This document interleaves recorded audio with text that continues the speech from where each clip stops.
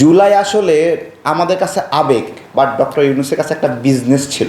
Doctor Yunus গ্রেপ্তার হলে আমার কিছু করার নাই। ডক্টর ইউনূস এইরকম একটা ভয়ঙ্কর ক্রাইম করেছেন। সেই ক্রাইমটা হলো তিনি ইচ্ছাকৃতভাবে জাতির ছোট্ট বাবুদেরকে হামে আক্রান্ত করেছেন। এটা একটা প্ল্যান্ড পরিকল্পনা যে একটা নির্দিষ্ট সময় পরে এই হামের টিকা না দেওয়ার কারণে বাচ্চারা মরবে এবং তারেক রহমান ক্ষমতায় আসবে এবং তখন তিনি একটা বড় বিপদে পড়বেন। তো আমি বলছি যে এইটা আপনারা আলাপ আলোচনা করেন। আমি খুবই দুঃখিত যেদিন বিএনপির পক্ষ থেকে বক্তব্য দেওয়া হয়েছে যে ডক্টর ইউনূস এবং তার স্বাস্থ্য উপদেষ্টা নূরজাহান হত্যা করার নিমিত্তে হামে গাফিলতি করেনি।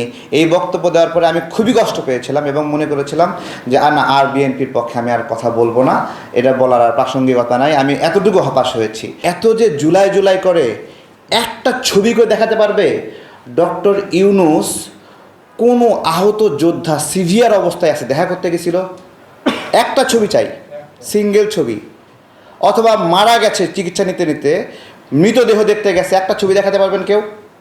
হ্যাঁ, জুলাই আসলে আমাদের কাছে আবেগ, বাট ডক্টর ইউনূসের কাছে একটা বিজনেস ছিল, একটা বিজনেস।